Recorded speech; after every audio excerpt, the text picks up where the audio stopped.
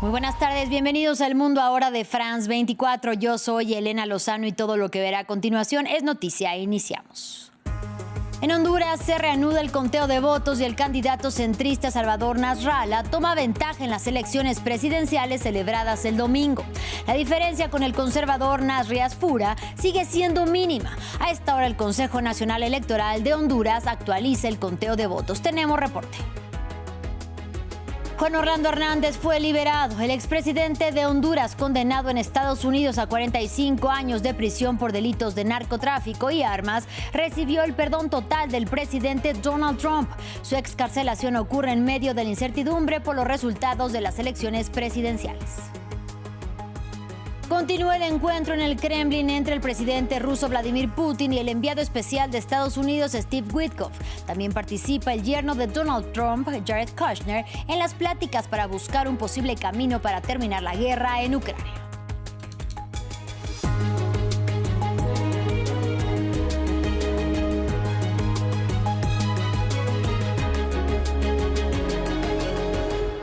Iniciamos en Honduras, donde se reanudó el conteo de votos y el candidato centrista Salvador Nasrallah toma ventaja en las elecciones presidenciales celebradas el domingo.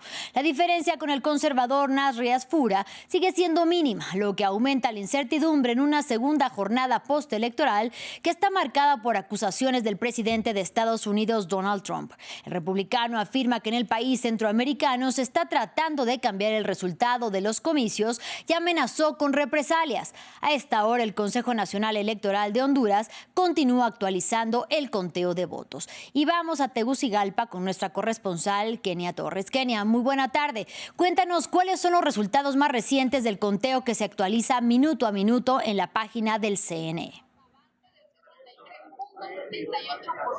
¿Qué tal? ¿Cómo están? Muy buenas tardes. Efectivamente, hace aproximadamente una hora y media ya el Consejo Nacional Electoral reanudó el conteo de votos después de casi un día en silencio. Y pues los resultados están a la vista. El ingeniero Salvador Nasrallah del Partido Liberal de Honduras toma momentáneamente la ventaja sobre el candidato conservador Nasri Afura, cuando en este momento se han escrutado más de 12,000 actas de las 19,152 que es el total. Aproximadamente un 63% de las actas ya ha sido introducida en el sistema de cómputo del Consejo Nacional Electoral y nos están arrojando estos resultados. En este momento el candidato Salvador Nasrallah tiene en el conteo general 803,624 votos contra 795,570 del candidato Nasri Afura. Aproximadamente se está manejando el conteo con una ventaja de 4,000 votos.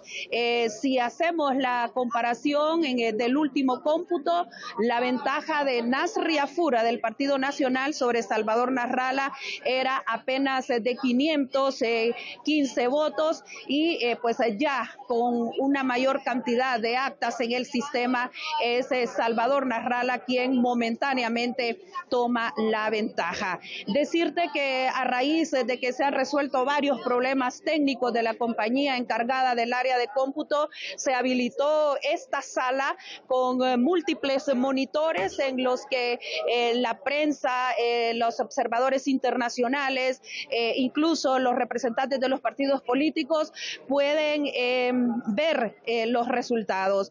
También la página está habilitada para todos los ciudadanos de Honduras y del mundo que puedan acceder a ella y seguir los resultados en tiempo real. Kenia, y ahí estás tú representando a France 24, así que cuéntanos qué ambiente se vive tras 2 días de escrutinios que aún no terminan. Así es, en este momento podemos ver acá un ambiente de alegría, incluso hubo aplausos cuando una de las miembros del Consejo Nacional Electoral, decirte que hubo un primer intento fallido, falló el sistema, pero enseguida se pudo ver lo que ustedes están observando a través de las pantallas de France 24, en este momento a mis espaldas, cuando hay 13 pantallas gigantes, la primera que es por los candidatos a las alcaldías, la del centro, los candidatos a la presidencia de la República y la siguiente, los candidatos a diputado. Decir que en este momento los diputados, los aspirantes a diputados tanto del Partido Liberal de Salvador Nasralla, que es en el que este momento, repito, encabeza la elección, y de Nasri Afura, quien es el candidato que apoya precisamente Donald Trump, son los que están en este momento a la cabeza de las votaciones. Además, es importante señalar que la candidata del Partido Libertad y Refundación, Rixi Moncada, también está puntuando en los votos, pero desde luego la ventaja contra Nasri Afura y Salvador Nasralla todavía es muy importante.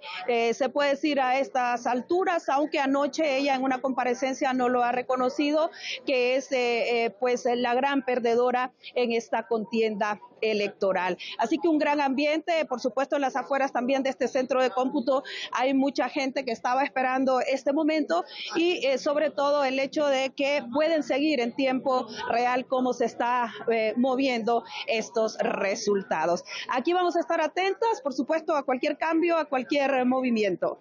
Claro que sí, Kenia Torres, muchas gracias por la información y según lo que nos reportas, faltaría poco menos del 40% del conteo de los votos para poder conocer finalmente los resultados de estas elecciones, los definitivos. Gracias. Y seguimos en Honduras porque en medio de la incertidumbre por los resultados electorales, el expresidente Juan Orlando Hernández fue liberado. Su excarcelación ocurre pese a que en marzo del 2024 fue condenado por un juez de Estados Unidos a 45 años de prisión y a una multa de $8 millones por cargos de narcotráfico y armas. Según informó la Casa Blanca, recibió el perdón total de parte de Donald Trump. Su puesta en libertad fue celebrada por su esposa, quien agradeció al presidente de la Unión Americana. Nos informa Jesús Yajure.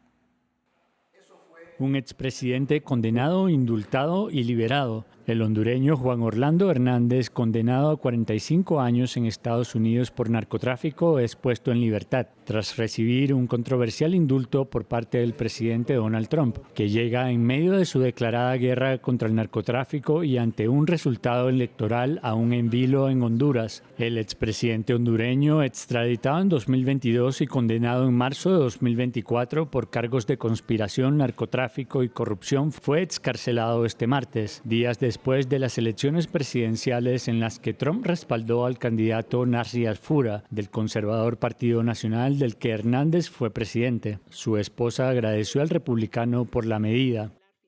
Después de casi 4 años de dolor, espera y duras pruebas, mi esposo Juan Orlando Hernández volvió a ser un hombre libre, gracias al indulto presidencial concedido por el presidente Donald Trump.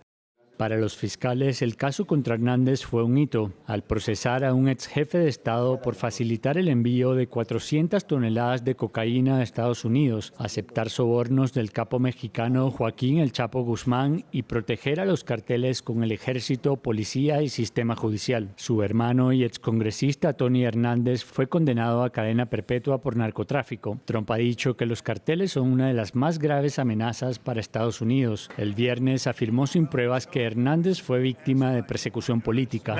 Muchos hondureños dijeron que fue una trampa de Joe Biden. La gente de Honduras realmente piensa que fue una trampa, algo terrible. Básicamente dijeron que era un narcotraficante porque él era el presidente del país. Se trató de una trampa de la administración Biden. Analicé los hechos y estuve de acuerdo con ellos. Hernández ha rechazado las acusaciones en su contra y afirma que los narcotraficantes lo difamaron para vengarse de él y reducir sus condenas.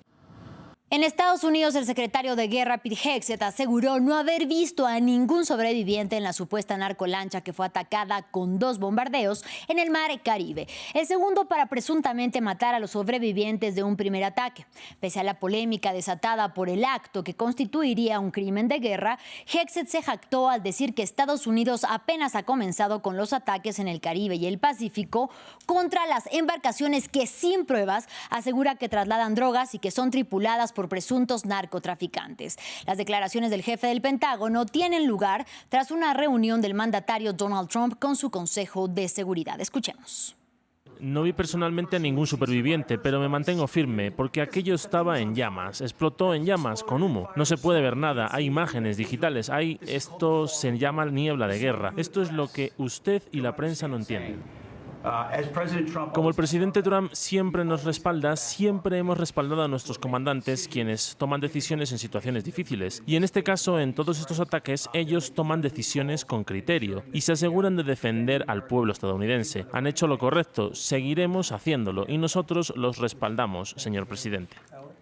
Ahora hablamos de la guerra entre Rusia y Ucrania. Mientras el enviado especial de Estados Unidos, Steve Witkoff, se reúne con el presidente ruso Vladimir Putin para intentar negociar un plan de paz en el conflicto entre Rusia y Ucrania, el Kremlin busca imponer sus demandas con estas conversaciones, en particular en lo referente a la anexión de territorios, el estatus neutral de su enemigo y su permanencia fuera de la OTAN, así como los límites al tamaño de las fuerzas militares de Kiev. Aquí la información.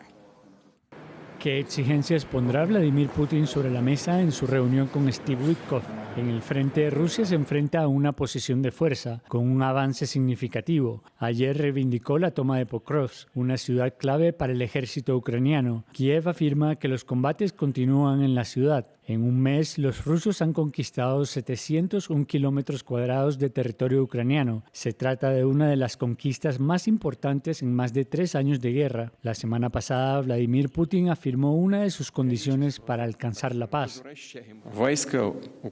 Si las tropas ucranianas abandonan los territorios ocupados, cesaremos las hostilidades. Si no se van, las expulsaremos por la fuerza militar. El presidente ruso no precisó si se refería únicamente a los territorios de Donetsk y Lugansk o si incluía también a Jersón y Zaporilla en este ultimátum, 2 regiones en las que las fuerzas ucranianas aún resisten. Vladimir Putin también querría que Crimea, anexionada en 2014, fuese reconocida como rusa, incluso por Estados Unidos. En cualquier caso, eso es lo que figuraba en la primera versión del acuerdo de 28 puntos presentada hace más de una semana, un primer proyecto de acuerdo considerado muy favorable a Rusia, que desde entonces ha sido modificado, en particular durante las negociaciones en Ginebra. En el plano militar, Moscú se niega desde hace varios meses a un alto al fuego y desea una reducción de los efectivos del ejército ucraniano y que su enemigo no se integre a la OTAN. Aunque las conversaciones entre Estados Unidos y Ucrania han sido consideradas productivas por ambas partes en los últimos días, queda por ver si la reunión entre Steve Witkoff y Vladimir Putin provocará un nuevo giro en la diplomacia estadounidense con respecto a la cuestión ucraniana. Finalizamos en Oriente Medio para conocer la situación en Irán. Más de la mitad de los miembros del Parlamento del país persa acusaron al Poder Judicial de no hacer cumplir adecuadamente la ley sobre el uso obligatorio del velo islámico o hijab. Esto en un contexto en que algunas iraníes se niegan a llevarlo. Los detalles en el siguiente informe de Maxime Plouvinet. Unas declaraciones que revelan disensos en el poder iraní.